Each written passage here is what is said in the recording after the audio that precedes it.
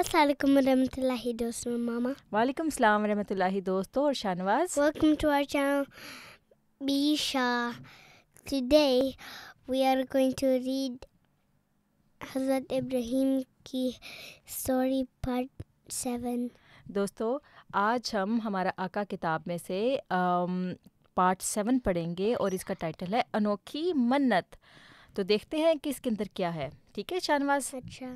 تو پیارے بچوں بسم اللہ سے شروع کرتے ہیں. ٹھیک ہے، بسم اللہ الرحمن الرحیم.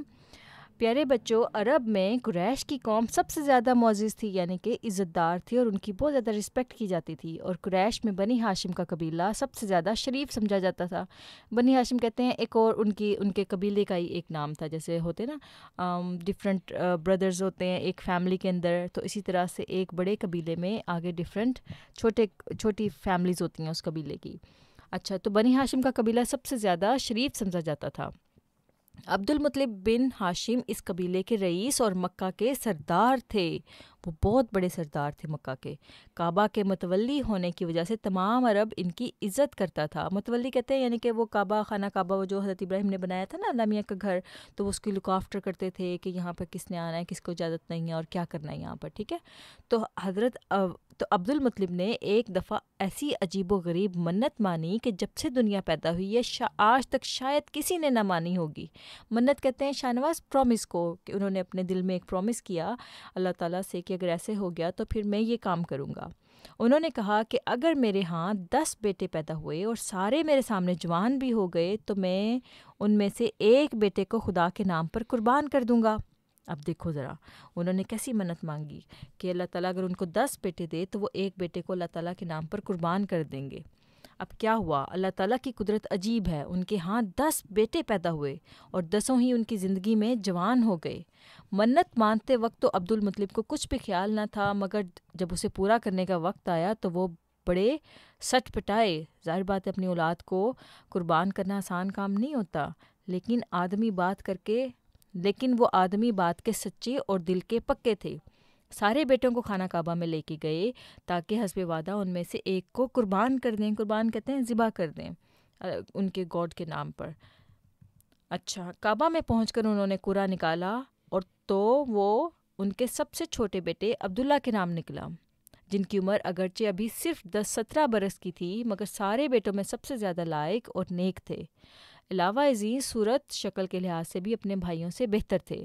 اس وجہ سے عبد المطلب کو ان سے بہت محبت تھی. عام طور پہ شاہنواز ایسے ہوتا ہے جن لوگوں کے زیادہ بچے ہوتے ہیں ان کو اپنے سب سے چھوٹے بچے سے زیادہ پیار ہوتا ہے. اور پھر کیا ہوا کہ ان کو جو عبد المطلب تھے ان کو اپنا سب سے زیادہ چھوٹا جو بیٹا تھا عبداللہ، اس سے سب سے زیادہ پیار تھا. اور پھر انہوں نے کیونکہ پرومس کیا ہوا تھا اپنے گاڈ سے کہ اگر ان کے 10 بیٹے ہوئے تو وہ ایک بیٹے کو قربان کر دیں گے. تو ہوا یوں کہ انہوں نے جب وہ قرعہ اندازی کی تو اس میں انہوں نے جب ڈفرینٹ ہر پیپر کے اوپر نام لکھا انہوں نے تمام بیٹوں کا، اور اس کے بعد ان کو فولڈ کر دیا اور اس کے بعد ان کو رینڈملی ایک پک کرنا تھا. تو جس پیپر کے اوپر عبداللہ کا نام لکھا ہوا تھا تو وہ آیا. پھر اب وہ سب سے زیادہ ان کا لاڈلا بیٹا تھا.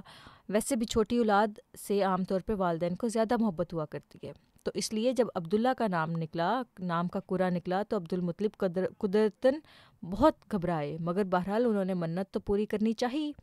اتنے میں قریش کے بہت سے آدمی کعبہ میں جمع ہو گئے اور جب انہوں نے یہ قصہ سنا تو عبد المطلب سے کہنے لگے ایسا کبھی نہیں ہو سکتا کہ اتنا لائق نوجوان اس طرح موت کی نیند سلا دیا جائے.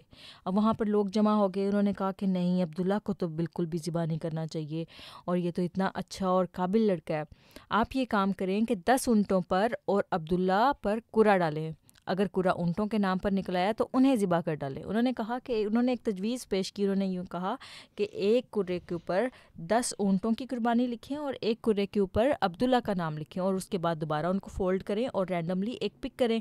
تو جس پر نام نکلے گا ہم یوں کریں گے کہ اس کو کر دیں گے اور اس طرح سے عبداللہ بچ جائے گا اور اونٹ ذبح کر دیں گے. تو انہوں نے ایسے ہی کیا. چنانچہ دوسری دفعہ قرعہ ڈالا گیا مگر اس وقت بھی وہ عبداللہ کے نام کا ہی قرعہ نکلا. لوگوں نے پھر کہا اچھا اب یوں کرو کہ اونٹ کو بڑھا دو اور 10 کی بجائے 20 اونٹ کر دیں اور عبداللہ کا قرعہ ڈالو. لیکن اس مرتبہ بھی کیا ہوا، عبداللہ کا نام نکل آیا کیونکہ انہوں نے اللہ میاں سے وعدہ، انہوں نے اپنے گوڈ سے پرومس کیا ہوا تھا کہ اگر ان کے ایک بیٹے کو وہ ذبح کریں گے تو بار بار عبداللہ کا نام آ رہا تھا.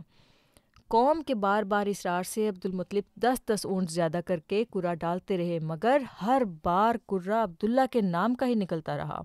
آخر جب تعداد 100 اونٹوں تک پہنچ گئی، اس وقت کرہ اونٹوں کے نام کا نکلا، یعنی کس طرح سے وہ بڑھاتے رہے اونٹوں کی تعداد کہ کسی طرح سے عبداللہ کی جان بچ جائے، اور پھر جب وہ 100 اونٹ ہو گئے تو پھر وہ کرہ جو تھا اونٹوں کے نام نکلا۔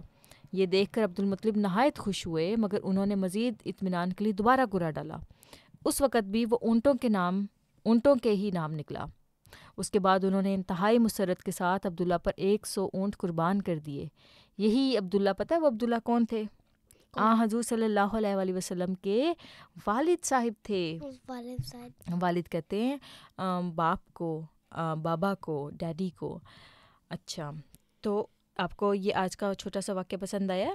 ہاں جی۔ آپ کو کچھ سمجھ میں آیا کہ کس طرح سے حضرت عبداللہ جو ہے وہ حضور صلی اللہ علیہ وآلہ وسلم کے جو فادر تھے، کس طرح سے اللہ تعالیٰ نے ان کو بچایا، کہ 100 اونٹوں کی قربانی کے بدلے اللہ تعالیٰ نے ان کو بچایا۔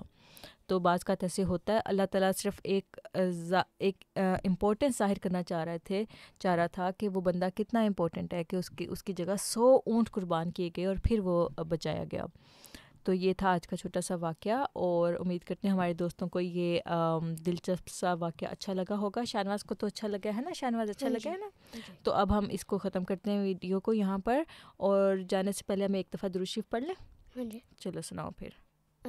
اللہم صلی علی محمد و علی آل محمد کما صلیت علی ابراہیم و علی آل ابراہیم انکا حمید مجید۔